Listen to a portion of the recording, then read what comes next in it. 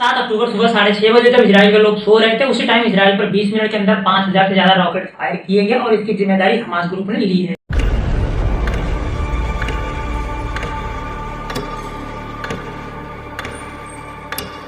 इस हमले से 700 से ज्यादा इजरायलियों की मौत हो चुकी है और वहीं 2100 से ज्यादा लोग घायल भी हैं। और वहीं इजराइल की तरफ से गाजा में हुई एयर स्ट्राइक से 436 पैलेस्टीनियंस की मौत हो चुकी है और वहीं 2000 से ज्यादा लोग घायल भी हैं। इजराइल पर ऐसा ही हमला आज से 50 साल पहले 1973 में भी हुआ था, जिसे योम कीपर वार भी कहते हैं। तो आइए हम सदियों से चले आ रहे इस इजराइल पैलेस्टीन कॉन्फ्लिक्ट को समझते हैं। राम राम दोस्तों, मेरा नाम है अवनीश मौर्य और ये है हमारा वर्ल्ड मैप, जिसमें हमारा प्यारा भारत यहाँ है और इसके वेस्ट में यह देश है इजराइल, और ये जो गाजा स्ट्रिप है और ये जो वेस्ट बैंक का इलाका है ये है पैलेस्टीन देश, और ये है यरूशलेम। यरूशलेम ज्यूज, मुस्लिम और क्रिश्चियंस के लिए बहुत ही इंपॉर्टेंट प्लेस है। इसकी बात हम वीडियो में आगे करने वाले हैं। इसके पहले हम इसके इतिहास को समझ लेते हैं। तो आज से लगभग 4000 साल पहले मेसोपोटामिया की सभ्यता थी। उस वक्त यहाँ कोई खास धर्म नहीं था और समाज इवॉल्व नहीं हुआ था। इसी बीच जन्म हुआ हजरत इब्राहिम का, जिनसे इब्राहिमिक रिलीजन शुरू हुआ। इसके बाद हजरत इब्राहिम धीरे धीरे लैंड ऑफ कैनान चले गए, जो कि आज के टाइम पर इजराइल और पैलेस्टीन का भाग है। और वहां जाकर उन्होंने लोगों को धार्मिक शिक्षा देनी शुरू कर दी। इन्होंने एक रिलीजन की शुरुआत की जिसे ज्यूडिज्म यानी यहूदी धर्म का नाम दिया गया और इनके फॉलोअर जूडाज यानी यहूदा कहलाए। इब्राहिम के पोते थे जिनका नाम इजराइल था और उन्होंने ज्यूज की 12 जातियों को मिलाकर एक देश बनाया जिसका नाम इजराइल रखा। हजरत इब्राहिम को ज्यूज, क्रिश्चियन और मुस्लिम तीनों रिलीजन के लोग मानते हैं। ऐसे ही समय बीतता गया और इजराइल किंगडम में भयंकर अकाल पड़ने लगा और यहाँ के ज्यूज लोग यहाँ से धीरे धीरे आसपास के देशों में माइग्रेट करने लगे। सबसे ज्यादा ज्यूज माइग्रेट करके इजिप्ट में जाकर रहने लगे, लेकिन वहाँ के राजा को ज्यूज का ये माइग्रेशन पसंद नहीं आया और उन्होंने ज्यूज पुरुष और बच्चों को मारने का आदेश दे दिया और महिलाओं को स्लेवरी में धकेलना शुरू कर दिया। इससे ज्यूज की संख्या इजिप्ट में लगातार घटने लगी और बहुत से ज्यूज लोग इजिप्ट छोड़कर दूसरे देशों में जाने लगे। इसी बीच इजिप्ट के ज्यूज परिवार में हजरत मूसा का जन्म हुआ और उन्होंने इजिप्ट में रहने वाले सभी ज्यूज को बड़ी मुश्किल से इकट्ठा किया और उनके साथ वापस इजराइल वापस आ गए। इसी बीच हजरत मूसा ने ईश्वर के 10 उपदेश दिए, जिसे ज्यूज लोग 10 कमांडमेंट ऑफ सुप्रीम गॉड भी कहते हैं, और इस उपदेश को एक पत्थर पर लिखवाकर एक सोशल सेंटर पर रखवा दिया गया। कुछ समय बाद इजराइल में किंग सॉल ने इजराइल किंगडम को एस्टेब्लिश किया, जो कि यहूदियों का अपना साम्राज्य बना। इसके बाद ईयर 1000 BC में किंग सॉल के बेटे किंग डेविड ज्यूज लोगों के पहले पावरफुल किंग बने। उसके बाद 1047 BC में किंग डेविड के बेटे किंग सोलोमन ने इजराइल की राजधानी यरूशलेम में ज्यूज का पहला social worship centre temple mount बनवाया, जिसको फर्स्ट टेंपल या सोलोमन टेंपल भी कहते हैं। इसके बाद 727 BC में मेसोपोटामिया के राजा सेलमानेसर 5 ने हमला कर दिया। इस हमले में हजारों ज्यूज मारे गए और राजधानी यरूशलेम को बुरी तरह लूटा गया। इसके बाद ज्यूज ने किसी तरह अपने साम्राज्य को फिर से बसाया और इसके बाद 586 BC में बेबीलोनियन आते हैं और वह फर्स्ट टेंपल को तोड़ देते हैं। फिर पर्सियन आते हैं और वह इस टेंपल को फिर से बनाते हैं और फर्स्ट टेंपल का नाम सेकंड टेंपल हो गया। इसके बाद रोमन एम्पायर आता है और रोमन एम्पायर में ज्यूज पर फिर से अत्याचार बढ़ जाता है और ये लोग फिर से इजराइल को छोड़कर दूसरे देशों में जाने लगते हैं। और जो ज्यूज बच गए उनमें से ही एक परिवार में जीसस क्राइस्ट पैदा होते हैं और रोमन एम्पायर में बड़े होने के बाद जीसस क्राइस्ट ने ज्यूडिज्म से अलग हटकर क्रिश्चियनिटी की शुरुआत की। जीसस क्राइस्ट की ये अलग आइडियोलॉजी ज्यूज को पसंद नहीं आई और ज्यूज ने 30 से 33 AD के बीच जीसस क्राइस्ट को यरूशलेम में सूली पर चढ़ा दिया और उनके हाथ और पैरों पर कील ठोक दी गई और उनको भूखा भी रखा गया, जिससे उनकी डेथ हो गई। जीसस को सूली पर टांगना, जिसको क्रूसिफिकेशन भी कहते हैं, वो ज्यूज के लिए बहुत भारी पड़ने वाला था, क्योंकि ईयर 306 AD में कॉन्स्टेंटाइन रोमन एम्पायर के किंग बनते हैं और इनको क्रिश्चियनिटी बहुत पसंद आती है और क्रिश्चियनिटी को अडॉप्ट करने वाले पहले किंग बनते हैं और इससे पूरे रोमन एम्पायर में क्रिश्चियनिटी फैलती है। और क्योंकि ज्यूज के द्वारा ही जीसस क्राइस्ट को क्रूसिफाई किया गया था, तो इनके राज में ज्यूज को बहुत बुरी तरह से मारा पीटा जाता है और ज्यूज रोमन एम्पायर छोड़कर अलग अलग देशों में भागने लगते हैं। और जिस जगह पर जीसस क्राइस्ट को सूली पर चढ़ाया गया था, वहां रोमन किंग कॉन्स्टेंटाइन ने चर्च ऑफ द होली सेपल्क्र बनवाया और सेकंड टेंपल को भी तोड़वा दिया। अब सिर्फ इस टेंपल की वॉल बची है, जिसको वेस्टर्न वॉल भी कहते हैं। रोमन्स ने इजराइल का नामो निशान मिटाने के लिए यरूशलेम का नाम बदलकर एलिया कैपिटोलिना रख दिया। इसी दौरान रोमन्स ने इजराइल के एक छोटे से हिस्से, जिसको जूडा कहा जाता था, उसका नाम बदलकर सीरिया पैलेस्टीना रख दिया, जो कि बाद में पैलेस्टीन के नाम से जाना गया। इसके बाद ईयर 638 AD में अरब आर्मी ऑफ उमर ने रोमन्स को हराकर अपना एम्पायर एस्टेब्लिश किया। इन्होंने सीरिया पैलेस्टीना का नाम बदलकर पैलेस्टीना कर दिया। 638 से 1099 AD तक यहाँ इस्लामिक रूल था और इनके अंडर ज्यूज को थोड़ी आजादी मिली थी।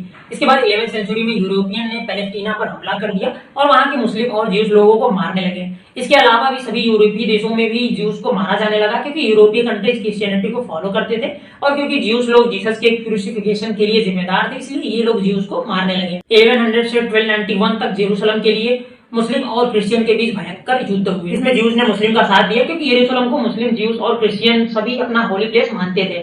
ज्यूज और क्रिश्चियन की तो हमने बात कर ली है, अब बात हम करते हैं कि मुस्लिम इसको अपना होली प्लेस क्यों मानते थे। क्योंकि कुरान शरीफ के अनुसार एक बार मोहम्मद साहब मक्का में सो रहे थे और रात में ही उनको एक फरिश्ता काबा से यरूशलेम लेकर जाता है, और ये जो जर्नी थी ये एक रात की थी, इसलिए इसको द नाइट जर्नी भी बोला जाता है। और मोहम्मद साहब ने यरूशलेम के जिस स्थान पर प्रेयर किया था वहां 705 एडी में इस्लामिक रूलर के द्वारा अल अक्सा मस्जिद बनाई गई, और प्रेयर के बाद वे वहीं से एक पत्थर पर पैर रखकर जन्नत चले गए थे। उसी पत्थर के स्थान पर डोम ऑफ द रॉक बनवाया गया, और ये जो अल अक्सा मस्जिद और डोम ऑफ द रॉक है यरूशलेम के जिस 35 एकड़ के एरिया में है उसको मुस्लिम हरम अल शरीफ कहते हैं, और इसी एरिया को ज्यूज लोग टेंपल माउंट भी कहते हैं। और इस एरिया में क्रिश्चियंस का चर्च भी है, इसलिए ये एरिया तीनों रिलीजन के लिए बहुत ही इंपॉर्टेंट है। इसके बाद 16वीं सेंचुरी में ऑटोमन एम्पायर ने यरूशलेम पर कब्जा कर लिया। ऑटोमन एम्पायर में ज्यूज को थोड़ी बहुत राहत मिली। फिर 18वीं सेंचुरी में एंटीसेमिटिज्म वर्ड जो था वो पूरे यूरोप में फैलने लगा, जिसका मतलब था ज्यूज लोगों के साथ रेस और रिलीजन के बेस पर भेदभाव करना। इससे क्रिश्चियन लोग बिना बात के ज्यूज को ढूंढ ढूंढ कर मारने लगे। यही नहीं बल्कि ज्यूज आदमी, औरत, बच्चे, यहाँ तक कि प्रेग्नेंट औरतों को इकट्ठा करके जिंदा आग में जला दिया जाता था।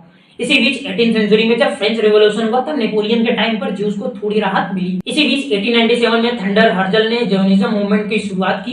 इन्होंने अपनी एक किताब भी लिखी थी जिसका नाम ज्यूइश स्टेट था, और इन्होंने ही ज्यूज को अपना एक देश बनाने को कहा था, और इन्होंने ही पूरी दुनिया में बसे ज्यूज को इजराइल आने को कहा, जो कि अब पैलेस्टीन बन चुका था। और सन 1882 से 1914 तक लगभग 70,000 ज्यूज इजराइल आए, क्योंकि वहां उस टाइम पर ऑटोमन एम्पायर था तो उनको उतनी प्रॉब्लम भी नहीं हुई यहाँ आने में। इसी बीच वर्ल्ड वॉर 1 शुरू हो गया, और इस वॉर में ज्यूज ने ब्रिटिश को सपोर्ट किया, और इसके बदले में ज्यूज को उनका एक देश बनाने के लिए ब्रिटेन ने एक डिक्लेरेशन भी साइन किया जिसको बेल्फोर डिक्लेरेशन भी कहते हैं। इसके बाद जैसा कि फर्स्ट वर्ल्ड वॉर ब्रिटिशर्स ने जीत लिया था और अब पैलेस्टीन पर ब्रिटिश का कब्जा हो गया था, इसके बाद ज्यूज पूरी दुनिया से पैलेस्टीन आने लगे, जिससे पैलेस्टीन में ज्यूज की संख्या लगातार बढ़ने लगी, जो कि पैलेस्टीन और अरब देशों को पसंद नहीं आई, और उन्होंने इस चीज का काफी विरोध किया और ब्रिटिशर्स ने ज्यूज के माइग्रेशन को लिमिट कर दिया। इसीलिए जर्मनी में हिटलर का राज तेजी से होने लगा, क्योंकि हिटलर ज्यूज को अपना जानी दुश्मन मानता था, तो उसने ज्यूज को जर्मनी में ढूंढ ढूंढ कर मारना शुरू कर दिया और इन पर बहुत अत्याचार किए। इससे बड़ी संख्या में ज्यूज पैलेस्टीन भागने लगे।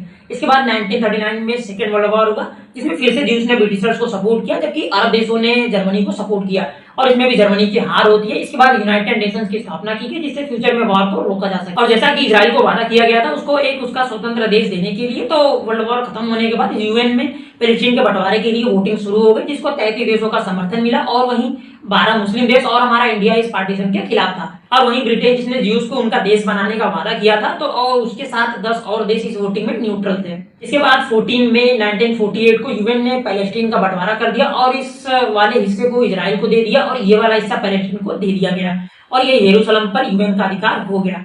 इस बंटवारे के एक दिन बाद ही पैलेस्टीन सहित अरब के 7 देशों ने इजराइल पर हमला कर दिया, जिसमें Egypt, Syria, Lebanon, Iraq, Saudi, Jordan और यमन भी शामिल थे।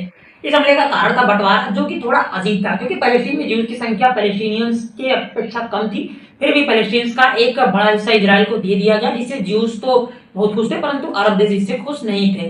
लेकिन इस युद्ध में इजराइल की जीत हुई, और जितना उसको मिला था उससे ज्यादा एरिया उसने कब्जा कर लिया। इसके बाद 1964 में अरब देशों ने पीएलओ, पैलेस्टीन लिबरेशन ऑर्गेनाइजेशन, जिसका मेन मकसद था पैलेस्टीन को इजराइल से वापस लेना, तो इसकी स्थापना की गई। इसके बाद 1967 में अरब देशों और इजराइल के बीच एक और युद्ध हुआ, जिसमें भी इजराइल जीत गया और उसने पहले से भी ज्यादा एरिया पर कब्जा कर लिया। इसके बाद पीएलओ और इजराइल के बीच बहुत सी लड़ाइयां हुई। पीएलओ ने साल 1972 में जर्मनी में इजराइल के ओलंपिक टीम पर हमला भी कर दिया, और इससे कई इजराइल एथलीट मारे गए। इसका बदला लेने के लिए इजराइल ने लेबनान पर हमला कर दिया, क्योंकि पीएलओ के मेंबर ज्यादातर लेबनान में ही रहते थे। इसमें 17,000 से भी ज्यादा लोग मारे जाते हैं और 30,000 से ज्यादा लोग घायल होते हैं।